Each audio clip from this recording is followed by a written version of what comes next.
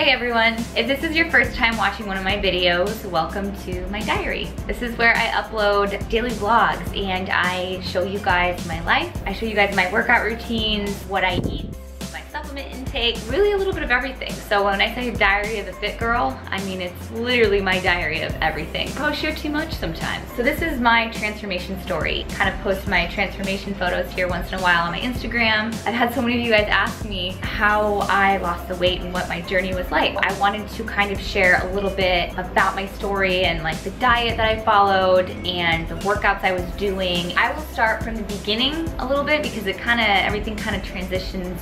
First of all, I am 4'11" and a half, so I'm a very small person. I grew up in Alaska, and when I was in high school, I was having some intestinal issues with like gluten foods, so I ended up losing weight and I got down to like, I think it was like 88 pounds. I have been dangerously underweight and I have gained quite a bit of weight. I know what it feels like to have like no curves at all when you're tiny and frail and like almost like very fragile. And then I know how it feels to have a lot of weight gain. So I know how it feels to struggle with your weight because I've been there. I got down to 88 pounds and it was my first year in public school, and actually some people, getting anorexic was like a funny name, and I'd just be like, but really I was like, oh my gosh, like you can see my ribs, and I was just like not really healthy looking, you know, and it really wasn't my fault. There wasn't anything I can do about it. There's no medication to fix it. It was just that I had to like fix my diet. I've totally been made fun of for being underweight, and it's not a good feeling. Obviously I didn't love having people call me anorexic, but I remember just being like, oh man, like I wish I had a butt because I had nothing. Well, I was in college and I wanted to move to the lower 48, but I was too scared. Then I remember within 3 weeks I was cheated on by my boyfriend. I was laid off from work and I totaled my car. So there it was, no boyfriend, no job, no car.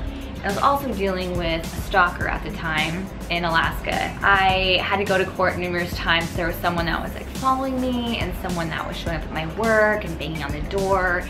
And it was a complete stranger, by the way. It was nobody that I knew, nobody that was like I was like friends with or anything. It was a complete stranger, which made it a little scarier. He was arrested a time or two. I had to go to court numerous times for that, and that was also not fun. I bought a one-way ticket to San Antonio because I was like, you know what? I want to go somewhere new, somewhere adventurous where I can just like crush goals and make my dreams come true, to find adventure and really just, and for school, like I was like, oh, I wanted to go to medical school and there was one in San Antonio, so I was like, San Antonio, I went to visit once, I think I liked it, I'll go there. So moving was scary. It was definitely an experience. I learned a lot about myself because I was by myself all the time, no friends or family, and I got kind of lonely. You know, I missed my family, at a place in my life where I was just really struggling, and I wasn't always like the happiest. So I turned to food as comfort. Plus, Texas has some bomb food. Shout out to Las Palapas and Mama Margie's. Also, those $5 Little Caesars pizzas. That contributed to my weight gain. So I started gaining weight.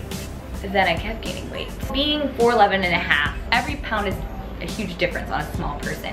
Like if I lose like 1 or 2 pounds, you can see it. So when I'm gaining all that weight, you know, I saw it right away. And the last time I weighed myself, I was 132 pounds, which isn't bad. Like I'm saying, I'll show you guys photos. Like I didn't look terrible, but I felt terrible because of the food I was eating. I was so 132 pounds. I got on the scale and I saw it. I yelled at it a little bit because I didn't like what it said. Liar, liar, liar, liar! And then I threw it out. I was like, I don't want to weigh myself anymore. This is stressing me out because I was starting to weigh myself every day, which is an unhealthy habit. Was I super overweight? No, I wasn't. But I was going down an unhealthy path. I was gaining weight like crazy, and I knew if I didn't do something right then, it would get out of control. I had no energy. I would sleep like 12 hours a night and wake up and feel like tired. I would wake up and feel tired after sleeping like 12 hours. So I had a lack of energy. My skin wasn't the healthiest either. It's just like I overall just didn't feel good. I initially started the whole my fitness journey because I was like, oh, I want to lose a couple pounds. But as I was eating healthier and working out, I mean, my hair, skin, nails, energy levels, overall health, like just became so much better, and I felt good. It wasn't just about like looking good, but it was about feeling good. Just like I was made fun of for being underweight, I was actually made fun of for not having a supermodel body. I was at a pool one time, so I felt really good, and I was actually told by a guy, body needs some work, like telling me that I was fat. I had been made fun of for being underweight and for having some extra squish on me, which is nothing wrong with that. So the first thing I did when I was gaining weight is I was like, I'm gonna join a gym. It was Planet Fitness. Planet Fitness or Bally's, one of those. I went like to both of them around the same time. They were both like cheap and inexpensive and I could afford it. But I went in there and I was like, oh, 2 hours of cardio every day. Yay, this is awful. I'm not doing this. So I started going to CrossFit and I started going with my friend Carlos. And they, first of all, I mean, it's really expensive when you're in college, but they were doing some like half off membership thing. So I went to that CrossFit box for a little while and I really enjoyed it. I think it was the best thing for me when I started because I didn't really know how to put my workouts together. I didn't really know much about nutrition or fitness at all. I was just like, hey, I'm gaining weight, help me. I don't do CrossFit anymore, but still love CrossFit. I have a lot of friends that compete in CrossFit, they do amazing. CrossFit was really good for me in the beginning because I had coaches telling me, hey, this is the workout you're gonna do today, and I had the support from the people in the class. So I was making friends, I was learning a lot. There was a nutritionist and a dietitian that worked out there. I was pre-med in college, so I was taking classes like anatomy and physiology, like the in-depth courses, the labs. I took science of nutrition. So those classes helped me a lot, but I was also working for a homeopathic doctor and I learned so much from him. I was also going to nutritional seminars any chance I got, any type of anything. I would soak up information and I would do my own research. And this was before social media. This was like way before social media. I've been doing this for a long time because I love it. So I was doing CrossFit, but the more I talked to the dietitian and the nutritionist and other people, the more I realized that my diet sucked. I did try the whole paleo thing. It is a diet, and to be honest, I actually really liked it. It really taught me how to eat intuitively, but I didn't do straight paleo. I did paleo, but I added in grains. So for those of you that know about the paleo diet, it's where you eat any type of meat you want. It's a caveman diet, so any type of meat, fruit, nuts, seeds, vegetables, all that, but I love my carbs. So I was like, you know, that's great and all, but I'm gonna add rice and oatmeal to that. And that's what I've been doing really ever since because it worked so well for me. And every once in a while I'll have some Greek yogurt, which is like a no-no for paleo too. I don't think they do dairy either. Stuff that is whole and natural and that the cavemen ate back in the day. So I was doing CrossFit for a while and then I started doing my own workouts as well, because some days I would go to CrossFit and we would just go crazy on legs. And I'm like, you know what, my legs are tired. I really want to focus on my biceps or triceps or my back or shoulders or something else, not my legs. So I started going to my apartment gym. So I'd kind of go back and forth between CrossFit and my apartment gym. I was like, I can't do CrossFit today. I would do the apartment gym. I have lost a lot of weight going to CrossFit and doing my own programmed workouts. So at this point, I almost had a flat stomach. I was like, this close to a flat stomach.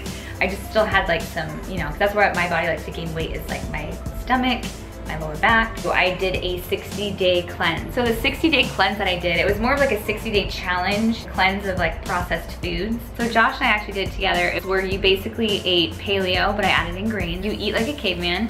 You eat whole and natural foods only. No dairy, no processed foods. So they came in a package, like some type of package, no alcohol, and no cheat meals.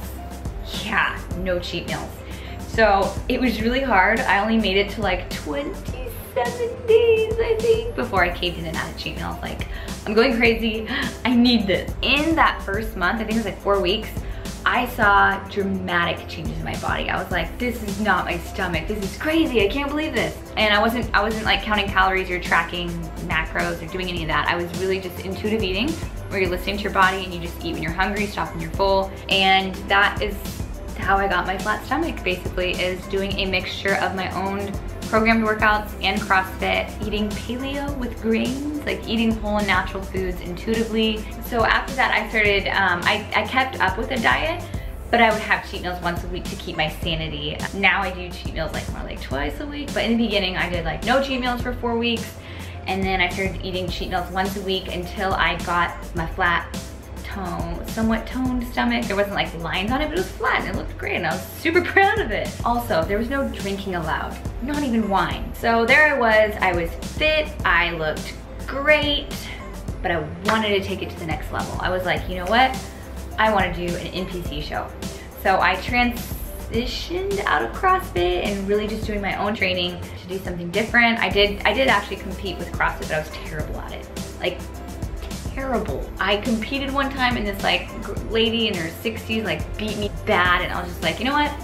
CrossFit is not for me. So I wanted to do something that was more attainable for me and my small little self that could not deadlift like 900 pounds like these other CrossFitters. I completely crossed over and I was like, you know what? I'm gonna do an NPC show. I'm gonna train myself. I'm gonna coach myself. I got this. I kind of want to get abs. And I was like, not crazy abs, but maybe just like some lines here and here, like that'd be great. I've never had abs before. I don't even know if it's possible for my body. Why not try? So I signed up for my first show and I had 11 weeks to prep, and I did it with one of my friends, and it was a really good experience. We did an 11-week prep and we prepped ourselves, coached ourselves.